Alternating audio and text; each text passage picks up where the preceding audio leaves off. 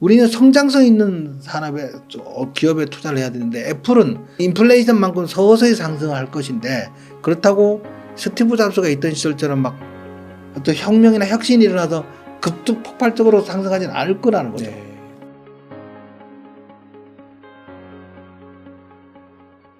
애플이 사상 최초로 시가총액 3조 달러 돌파를 했습니다. 네.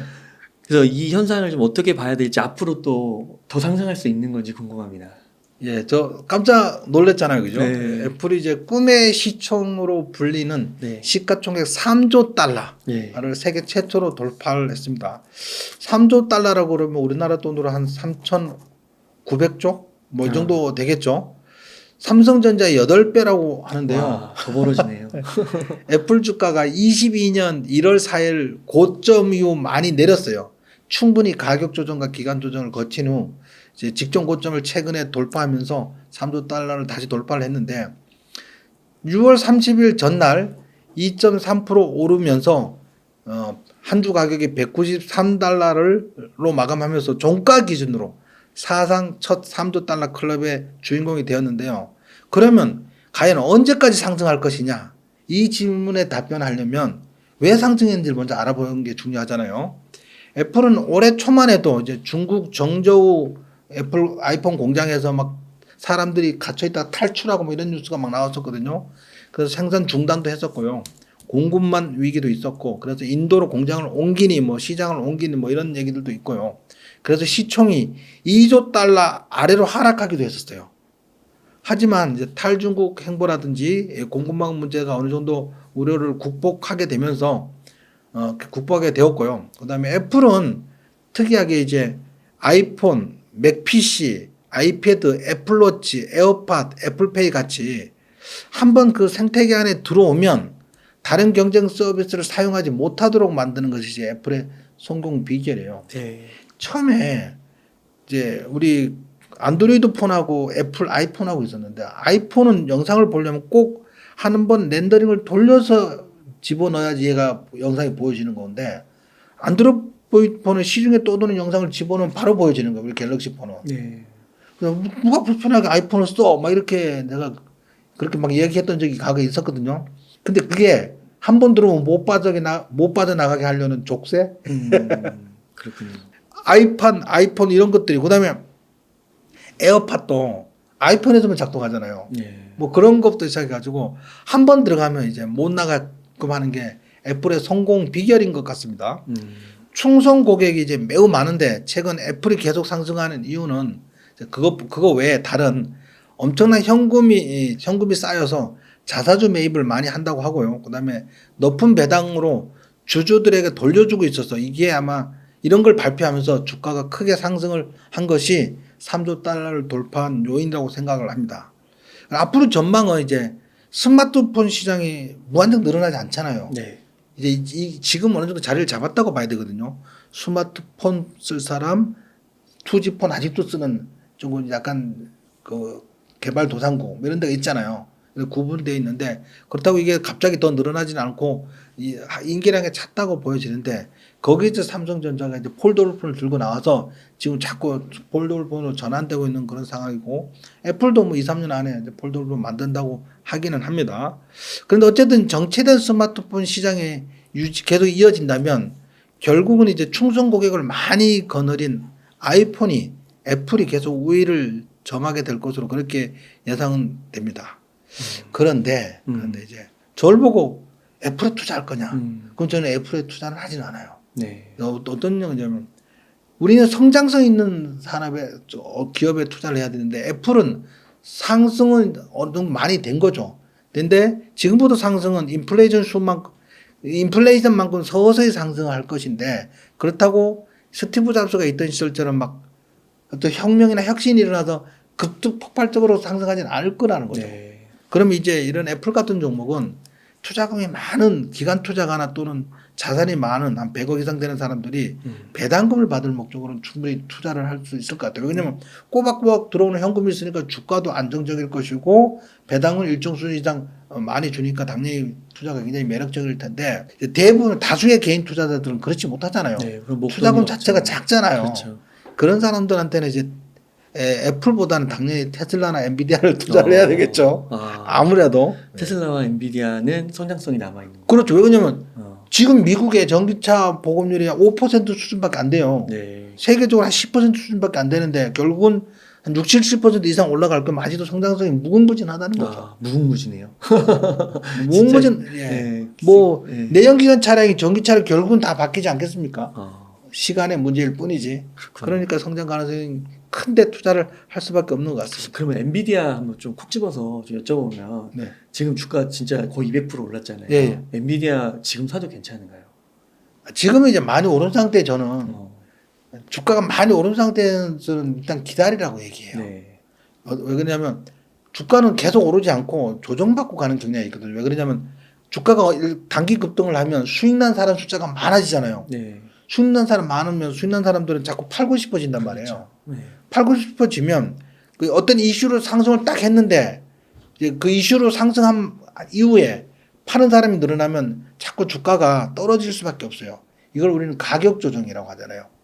그렇지 않고 추가로 더 상승할 확실한 재료가 남아 있다면 떨어지지 않게 주식에 나온 대로 물량을 받아. 이걸 기간 조정이라고 하는 거거든요. 네. 가격 조정과 기간 조정을 거친 후에 이제 수익 난 사람 숫자가 확 줄어들면 새로 산 사람 숫자가 늘어나니까 매물 압박이 줄어들 것이고 그러면 작은 이슈에도 크게 상승할 수 있으니까 이런 조정을 거쳐서 가는 건데 지금 단기 급등한 뒤로 주춤거리고 있으니까 지금 매수는 좀 조심스럽고요. 만약에 산다면 나는 매달 얼마씩 예를 들면 매달 산다 모아간다면 뭐 매달 그 일정 금액을 사는 분들은 망설임 없이 사셔야 될 거고 그렇지만 나는 이제 여윳돈이 한 3천만 원 있어. 근데 엔비디아 몰빵해도 되는 거야. 이렇다면 아니라는 거죠. 네. 이런 분들은 한 3분의 1이나 2분의 1만 사고 조정을 기다려야 된다는 거죠. 아, 예. 그렇게 사야 되는 거군요. 그러니까 매달 그렇게- 적립식으로 사는 분들은 뭐 100만 원씩 사는 분들은 3천만 원 있고 예. 그럼 그냥 지금부터 그냥 매달 사도 되는 거고 예. 한 번에 큰 돈 들려고 하면 많이 올라와 있는 상태니까 조정을 기다려야 되는 거죠. 일부만 사고 기다려야 된다는 거죠. 아, 그 좀 궁금해지는 게 그 대표님께서 아까 예. 그 이제 금리 2번 정도 인상이 만약 된다고 하면 이제 잠재적인 리스크는 사라지는 거고 네. 이제 상승의 기로에 이제 갈 수 있다 이런 얘기를 네. 하셨잖아요. 그러면은 이제 대세 상승으로 가는 건가요? 저는 그렇게 생각을 하고 있습니다. 아, 그러면은 막 그게 몇 년 가는 거예요? 이게요, 그 우리 2007년 세계 네. 금융위기 때를 생각을 해보면 돼요. 이 세계 금융위기가 와서 막 주가가 막 43% 폭락하고 막 그랬어요. 그 S&P 500도 그렇고 다우도 그렇고 나스닥도 많이 폭락을 했는데 그게 2009년 3월 13일인가 뭐 그때부터 이제 저점 대비 상승하기 시작을 했는데 S&P 500은 6.6배 올랐고요. 나스닥은 9배 이상 올랐어요. 네. 그때 이후로. 어. 근데 그때 오른 이유는 뭐냐면 그 엄청난 세계 금융위기로 인해서 버냉키의 헬리콥터 머니 들어보셨잖아요, 그죠? 네. 돈을 어마어마하게 뿌렸는데 이 유동성을 증시가 빨아들인 거죠. 근데 우리 이제 2020년 코로나 팬데믹 이후로 이제 엄청나게 증시가 많이 폭락을 하기도 했고 그 시장의 유동성도 엄청나게 뿌렸잖아요. 네. 이 돈이 어디론가 가야 된다는 거지.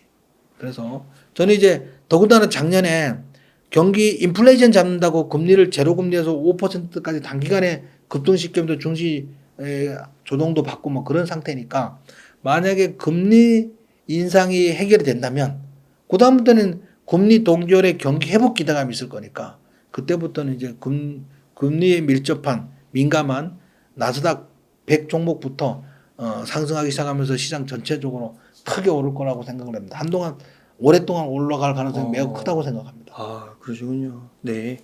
그러면은 지금 주식과 현금 비중을 좀 어느 정도 가져가면 좋을까요?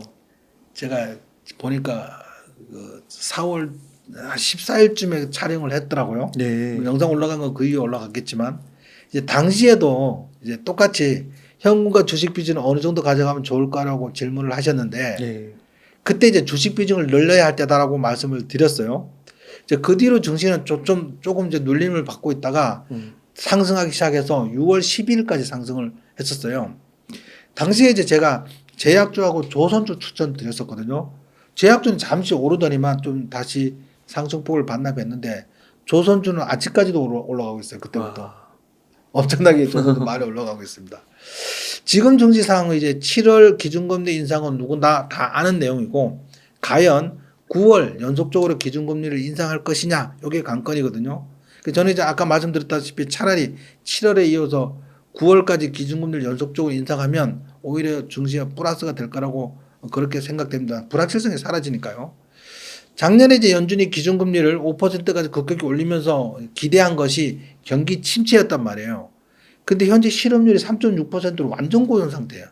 완전 고용 상태니까 고용이 너무 좋아서 경기 침체가 예상만큼 빠르게 오지 않고 있는 거거든요. 그래서 아마 저는 이대로 시장이 연착륙 얘기가 나오고 있는 게 연착륙 가능성도 있다고 생각합니다. 경기 침체가 오지 않고 그냥 스무딩하게 있다가 다시 상승하기 시작하는 거죠. 그래도 이제 일부 조정 가능성이 있는 어차피 7월에 이어서 9월 기준금리 인상이 연속적으로 한다면 증시가 조정 나올 가능성이 있잖아요. 그러니까 어느 정도 조정 가능성이 있는 불안한 그런 지금 상황이니까 주식 한 60%에 현금 40% 정도까지 만들어 놓고 9월 기준금리 인상에 대한 불확실성이 사라질 때까지 좀 기다렸다가 그때 다시 현금 가진 걸 다시 추가 매수하면 될 걸로 그렇게 생각됩니다. 요거는 이제 단기적인 대응이고 중장기적으로는 당연히 큰 상승이 올 거라고 생각합니다. 아, 그렇군요. 그러면 이번에는 이제 국내로 한번 여쭤보겠습니다. 그 삼성전자 이야기를 한번 여쭙고 싶은데 잠정 실적 발표가 좋지 않았습니다. 예. 그래서 근데 또 바닥 찍었다는 말이 나오기도 하는데 예. 삼성전자 앞으로 하반기 어떻게 보시나요? 저기 그 지난 7일 날 이제 삼성전자 2분기 잠정 실적을 발표를 했는데요. 반도체 불황 속에서 2분기 연결 기준 영업이익은 6천억 원으로 작년 2분기 대비 95.7% 감소한 것으로 잠정 집계되었어요. 근데 또 작년 2분기에 사상 최대 실적이었어요. 삼성전자가. 네. 맞아요. 이제 매출은 이제 60조 원으로 22.3% 줄었습니다. 그러고 나서 삼성전자 주가가 최근에 며칠째 약세를 보이고 있는데요. 하지만 점차 회복세를 반도체 업황 자체, 반도체 가격, 메모리 반도체 D램 가격이 점차 회복세를 보이고 있고 갤럭시 G 시리즈가 조기 출시를 앞두고 있어서 요번에 이제 26일인가 28일인가 우리나라에서 최초로 이제 한다고 하더라고요. 언박싱 한다고 하더라고요. 네, 계속 해외에서 했는데 네. 요거 출시 앞두고 있어서 3분기 실적은 이제 매우 좋아질 것으로 시장은 예상하고 있습니다. 반도체 관련 메모리 반도체 가격이 크게 하락하면서 한동안 삼성전자 주가가 부진했었는데 삼성전자가 반도체 생산을 감산한다고 밝히면서 삼성전자, SK하이닉스 그리고 미국의 마이크론이라든지 AMD 등 반도체 관련주들이 일제히 상승을 했었어요. 5월 16일 기점으로 삼성전자와 하이닉스가 약 30% 이상 상승하다가 최근 실적 발표하면서 조금 며칠째 하락 조정받고 있는 그런 중이거든요. 그런데 이제 대발의 시장 조사업체 트렌드포스는 D램 공급 가잉은 2분기 중에 거의 해소가 될 거고 2분기 말부터 반도체 업황은 바닥을 돌리고 4분기에 본격적으로 상승할 것으로 그렇게 예상을 했는데요. 최근에도 이제 반도체 바닥론 얘기가 기사에 심심찮게 나오고 있어요. 며칠 전부터 나오더니 오늘은 거의 막 여러 곳에서 반도체 바닥론 얘기가 막 나오고 있거든요. 어쨌든 이제 4월 메모리 감산에 본격적으로 나서면서 감산 효과가 3분기부터 반도체 적자폭을 크게 줄어들 것으로 보여지고요. 공급보다 수요가 더 많아지는 타이밍이 3분기 중이나 3분기 말만 되면 수요가 더 많아지는 그런 역전 현상이 일어날 것으로 보여지고, 그다음에 이제 7월 20 며칠 날 발표하는 폴더블 폰 역시 삼성전자의 시장에 관심이 집중적으로 큽니다.